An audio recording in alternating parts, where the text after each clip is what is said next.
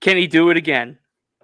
That's the big question as the Steelers prepare to face the Seahawks Sunday, 4 Eastern on Fox. Season on the line.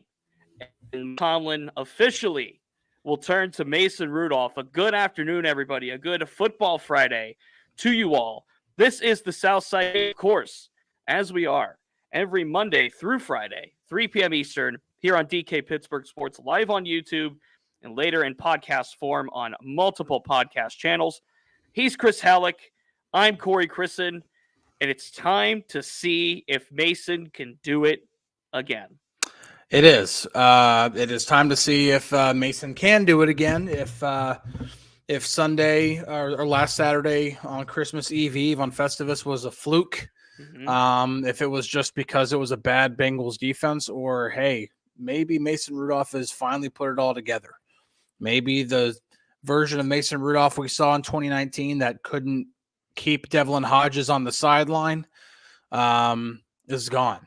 And we see a more mature quarterback, a better quarterback.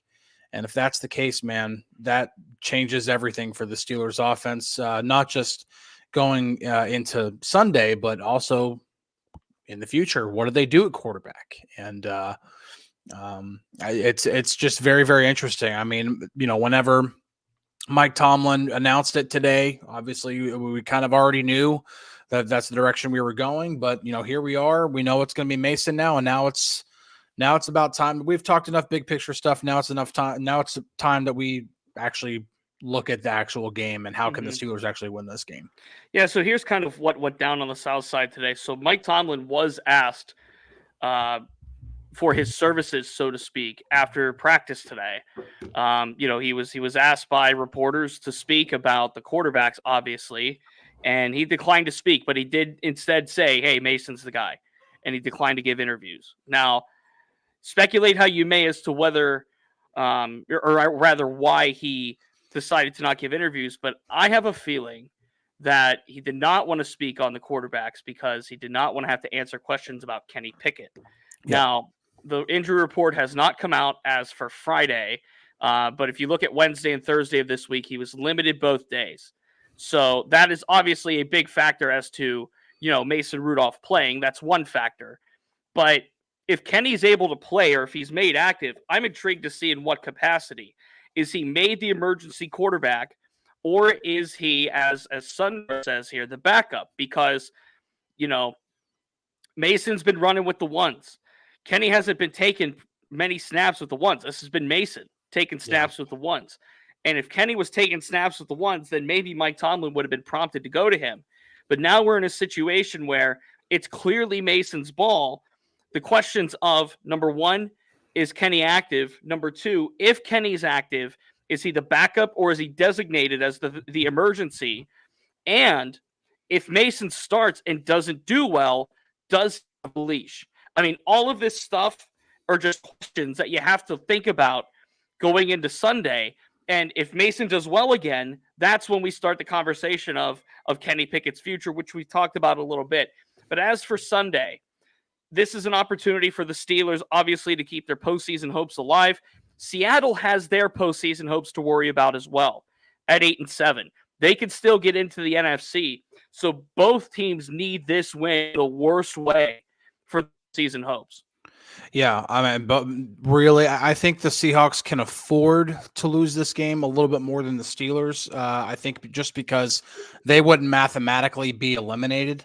Because they got 4, 7, and 8 teams behind them. And plus, this isn't a conference game for them.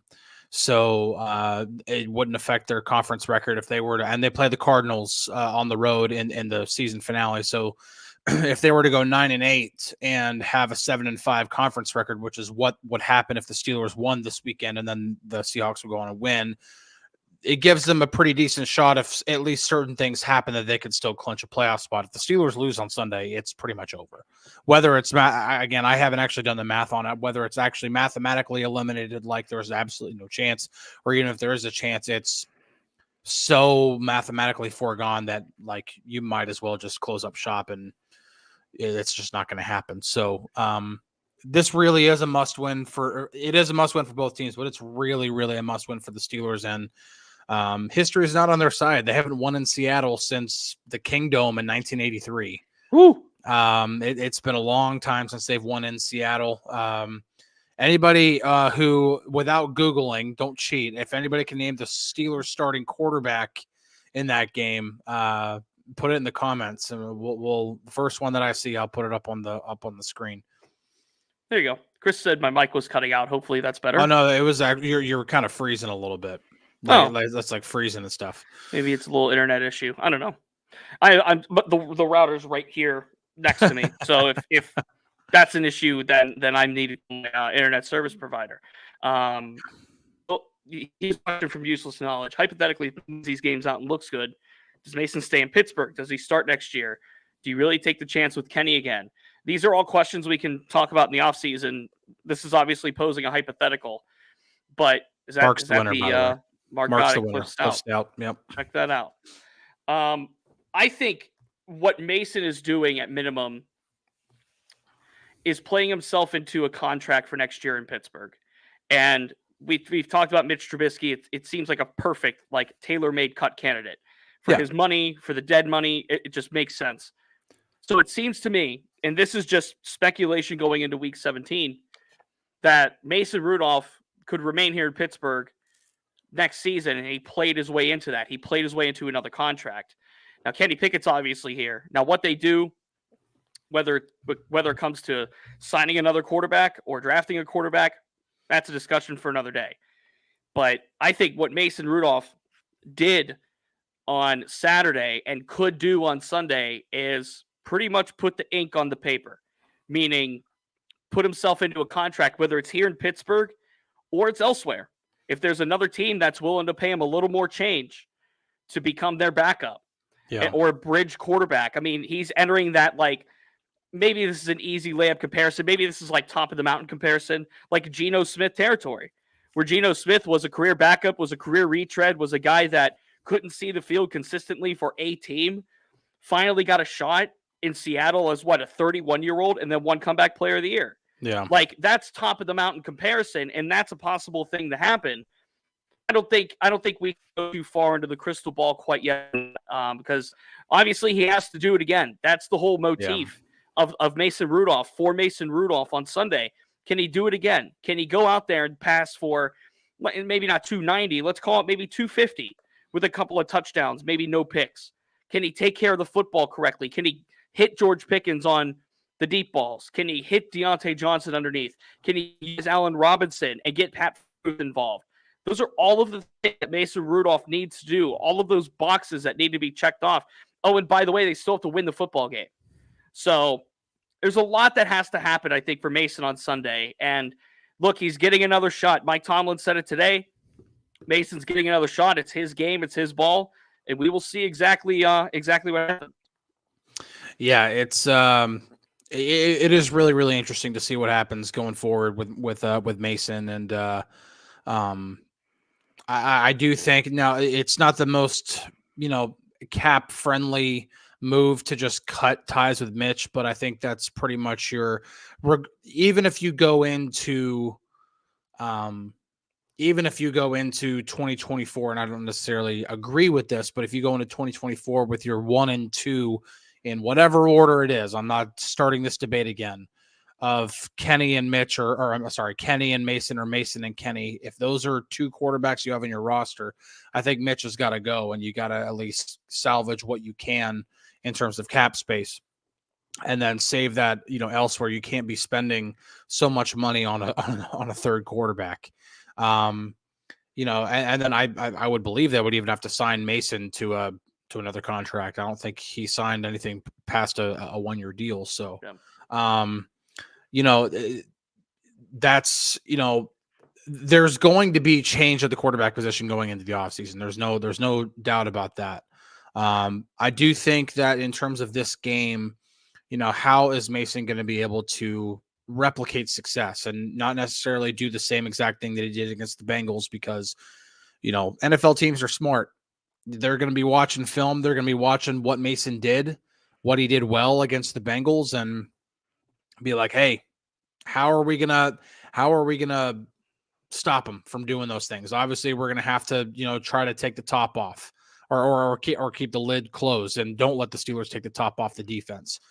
Because I mean, they can't let George Pickens catch 4 passes for 195 yards like the Bengals allowed him to do. And I think they'll. And if you watch the film, Steelers ran speed outs a lot. I think it was like 4 or 5 different times they ran that same concept. And Mason was pretty good at executing it. But again, NFL teams are smart. They're going to see that. They're going to be all over that. And so the Steelers are going to have to find a different way to attack this Seahawks defense than the way that they beat the Bengals defense. And typically that happens, but we're going to have to see Mason do it in a different way than what he did against the Bengals. Mm-hmm. Chris says I'm still cutting out, Batty. He sent me a little message. So what I'm going to do is I'm going to drop out of the stream, let Chris take a question or two from chat, and then I will be right back in like a minute and a half. So BRB. See if it's an internet issue or something. Yeah, just to kind of say the same thing was happening to me. It was a weird thing. Like one day I was just randomly having a poor connection, and I don't know what it was. I've got 500 megabit internet. Like I have my Wi-Fi constantly has a 7 or 8 ping.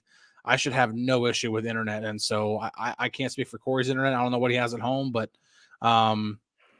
yeah, this is it's just interesting. This is home Wi-Fi too. We keep swapping each other. There we go. Is that better? It's as of right now. I was just talking about the same thing. I remember I had that one random day where I was just constantly cutting out, constantly freezing, constantly glitching. And I was just explaining, like, I've got like insanely good at home internet. Like my ping is constantly amazing. I'm constantly downloading at like 600 megabits a second, constantly uploading at 500 megabits a second. Like I have no internet issues. The mid-match run-in, yeah, really. I don't know what's happening. I don't know. Yeah, plane trails, aliens. I mean, you could speculate what's happening with my ISP. So I don't know. I government. I pay for good internet. I have good up. I play video games all the time on it. Great connection, no interruptions, no problem. I don't stream or anything like on Twitch or anything. So like I said, the same thing for me. Like it was a random day. This is weird. Yeah. Anyway, so I mean, a lot of that talk about Mason Rudolph, Sleeping Lady brings up cap space. Yeah, I mean, that'll be addressed in about a month or so, when the offseason surely will start. One big thing, I want to say, just really quick, one big thing to remember if you're going to go look at cap space at SpotTrack or overthecap.com right now, if you see a number in the red right now, do not freak out. That is not indicative of what the actual cap situation looks like going into the offseason. Yeah. There are players that are on the roster that won't be there. There are certain cap casualties, the biggest one being Allen Robinson. That's $10 million gone. Easy. Right there. That's the easiest cap casualty decision that I've seen in recent years. No, there will be enough, maybe not as much as last year, but there will be enough cap space to do what they need to do, even if they wanted to dip their toe or dive headfirst into the free agency pool and address quarterback. They would have to do obviously more, hurdling and things like that in order to get something like that done, but they would have enough flexibility to do something like that for sure. Yeah.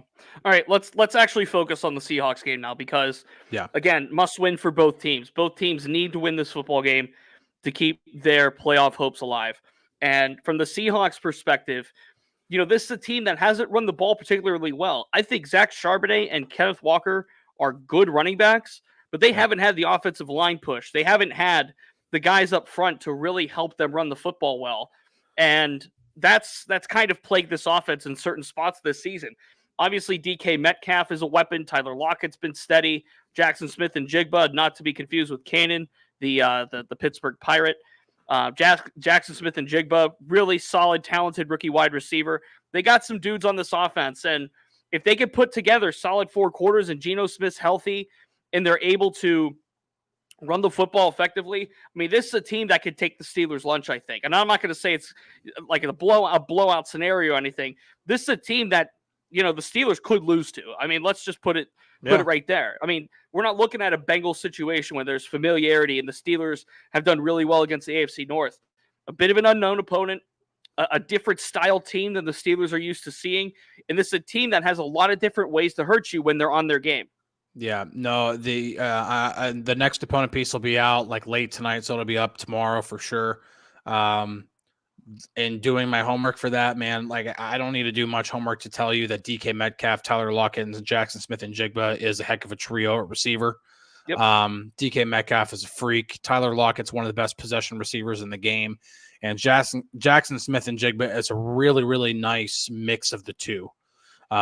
He's got possession receiver type ability, but he also has insanely good ability to make things happen after the catch. He's averaging 6.1 yards after the catch per reception. He's a heck of an athlete. Was at Ohio State. Actually, I live 12 minutes from the high school that he went to. Nice. He went to Rockwall High School, which is like right up the road from where I live. So yeah, and he's also the brother of Pirates outfielder Kanan Smith and Jigma. So a little trivia there for you. Yep. But no, it's a heck of a trio at receiver. Their passing game is obviously way more formidable than their running game. Yeah, Kenneth Walker and Charbonnet are they're good weapons. They just haven't been able to figure things out in the running game. And I did see one comment here on the Steelers side of things. Logan says everyone's talking about Mason, but doesn't it make more sense to run the ball this week? Yeah, it does. It does. Seahawks are not good against the run. They've had a hard time stopping the run. Brooks, the linebacker, is going to be out. Most likely. So, that means Devin Bush is going to start. That'll be interesting. Yep. Oh yeah. And I really, really think that if the Steelers are going to try to have success, it's going to be keeping the Seahawks receivers on the sideline, controlling the clock. It's going to be a little bit more of a, maybe not as a high scoring game, but how well can they control the clock? How well can they finish off drives? Yeah, I think it's going to have to go with, trying to run the football, establish the run for sure. The opposite of what they did against the Cardinals, because they did not try to run the ball in that game. And yeah, Mike, we'll find that out today. Mike asks, odds make-up plays this week. He's logged 2 DNPs this week. So not looking good with his knee injury. And then Trent Thompson, he was a full participant Thursday, but I approached him in the locker room today and I go, hey man, you playing? And he goes, nope. Like he said basically, so he's been on the injury report with a neck injury, but today he said his arm is acting up. So that makes me think it's a nerve issue. It could be a potential nerve issue. So that's something you obviously want to pay serious attention to, something really close to. So even though he was a full go on Thursday, he told me today he's not going to be playing on Sunday. So the Steelers could be without, obviously, Keanu Neal, DeMonte KZ, but then Trent Thompson and Minka Fitzpatrick, which means it sounds like it's going to be Eric Rowe and Patrick Peterson at safety again on Sunday. And for what it's worth, I asked him, like, could you go next week in Baltimore? And he said, target date seems to be the postseason if they make it. He sounds like it sounds like this is a serious thing they want to take time to monitor. Again, he mentioned his arm, but he's been listed, quote unquote, with a neck. So stinger turned into potential nerve stuff. You got to be real careful with that. So always. Mark, I'm glad you gave me an opportunity to plug something here. Mark says Miles Jack is going to have a monster game. If you go on DKPittsburghSports.com right now, you'll read about Miles Jack, which is kind of interesting because I got to speak to everybody but Miles Jack about Miles Jack. Chris knows when you're in that locker room, some of these guys are real pros at having to do other things while the reporters are in the locker room. So we'll leave it at that. So I tried to get Miles Jack for this, but you can read more about Miles Jack on DKPittsburghSports.com right now. Kenny's from Pitt. It's Kenny or go home. That has nothing to do with Kenny Pickett playing or not. I'm sorry. Kenny Pickett being a Pitt guy is nothing, and he's from New Jersey. So yeah, we gotta stop. Regardless, and this is just my opinion. I'm not going to tell you what to do. I'm not going to tell you how to live your life. But regardless of what happens with this whole Team Mason versus Team Kenny thing, leave college allegiance out of this, man. Like, if you're a Pitt guy and you're defending Kenny just because he went to Pitt, that's not the reason why you should be defending Kenny. And if you're anti-Kenny because you're a Penn State or West Virginia or anything like that, that's not the reason to go after Kenny. There are plenty of reasons that I have listed here that are actual football issues that there's reason to be concerned about Kenny. I also don't think that Kenny should just be absolutely 100% discarded, never give him another chance ever again. I just think that I'm kind of in the mode in the boat of like, let's just see what happens, but don't make it about college allegiance. That is, yeah.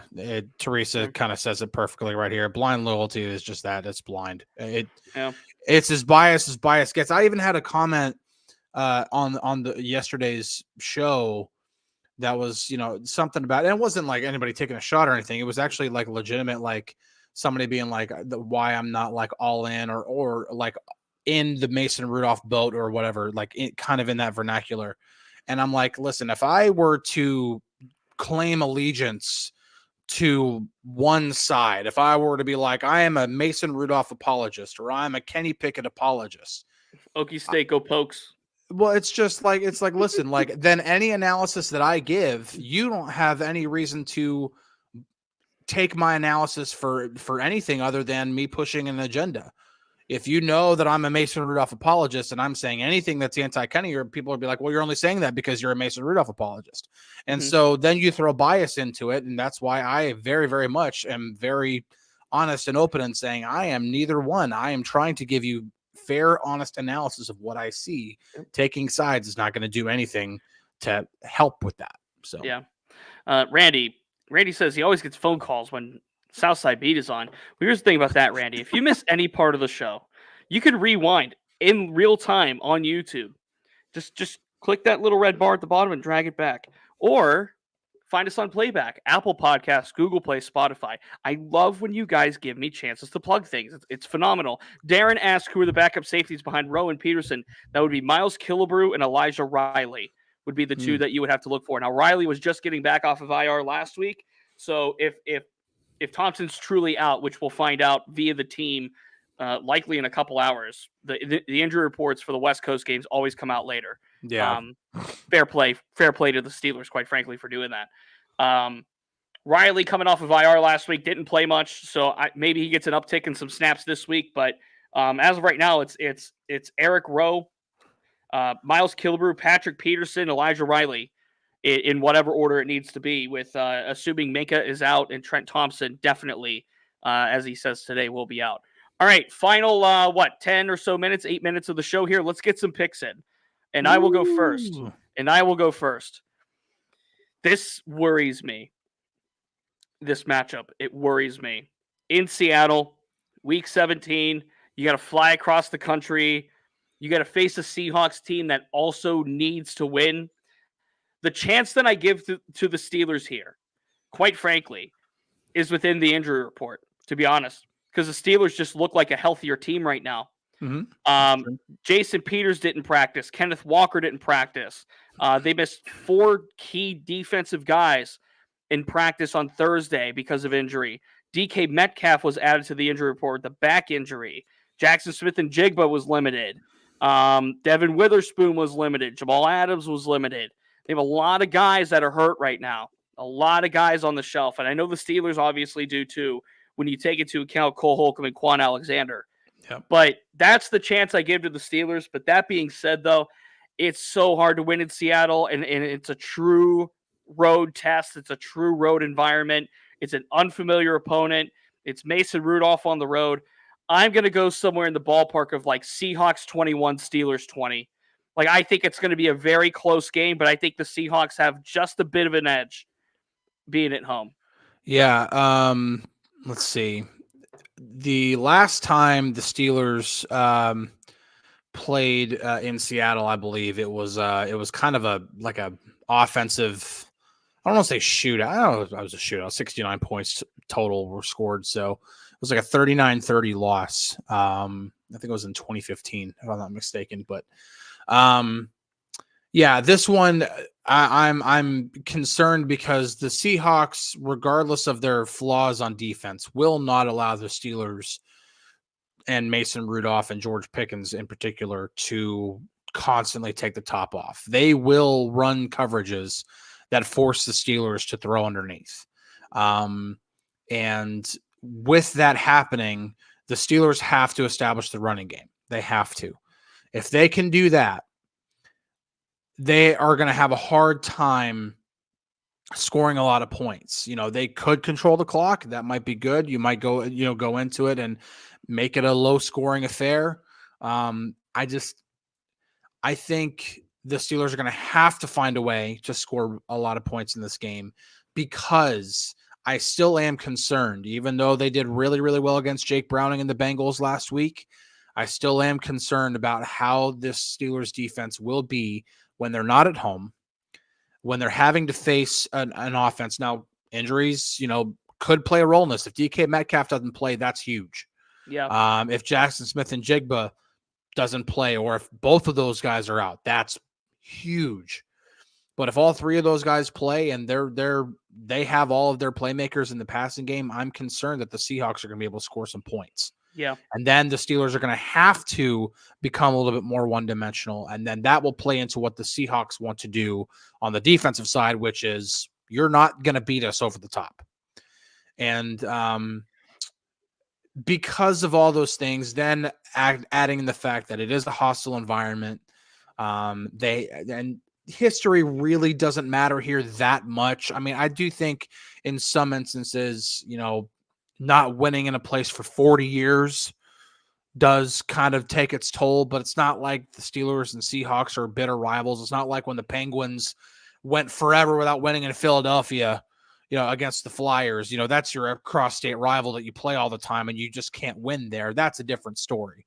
I'm going to go ahead and side with the Seahawks here. I'm going to go with a little bit more points scored. I'm going to say the Seahawks end up pulling this one out like 30-26, something like that. Now, I will kind of give a disclaimer for both Corey and I. We are giving this pick before the injury report comes out. Mm-hmm. If the injury report comes out and the Seahawks are just out, I am giving us the right to change our pick because the ironclad for staff picks is not until it's put into the feed on Steelers or on our Steelers feed on DKPittsburghSports.com, and those won't be up until the morning. That's right. Or midday. We'll find out. Morning or midday tomorrow. So I am giving us that disclaimer. That's when we get to lock them in officially.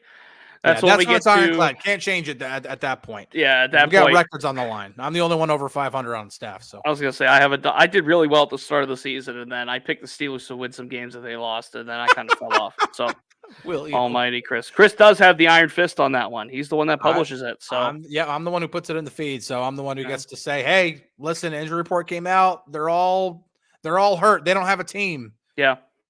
You want to change your pick? Not to be underscored here, and I'll have more on this within the next half hour on DKPittsburghSports.com. TJ Watt could really pull ahead in the Defensive Player of the Year race on Sunday if he does some insane stuff, which he could. So I'll have that up later. Chris and I will be back Monday. We will see what we're talking about. DK is the one that's flying out to Seattle for this one. Chris and I are remaining at home base. Randy asked, what's your experience with Hawks fans or sitting in their stadium? I've none. I've never been to Seattle. I have never been to Seattle either. I've always wanted to go whenever my wife and I, it's actually kind of like for how many states I've been to, it's actually kind of embarrassing of how many of the big cities I have not been to. Yeah. In 2015, we had an opportunity to go visit one of those big cities, and we were deciding between Boston, Chicago, and Seattle. And we ended up going to Boston because I wanted to check Fenway Park off my list, plus to see some of the historical stuff. I'm a huge history nerd, especially when it comes to like the American Revolution and stuff like that. So obviously Boston was a huge, part of the American Revolution. So we ended up doing that. It was a lot of fun, but Seattle was on our list, and it's always been a place I've wanted to go. My wife being US Navy, which, by the way, she gets to retire next year. Hey, that's sweet. 20 years. She will be 20 years next year. I'm so excited. But anyway, part of her, whenever she was like active duty on a destroyer before, good for her. She stopped in Seattle.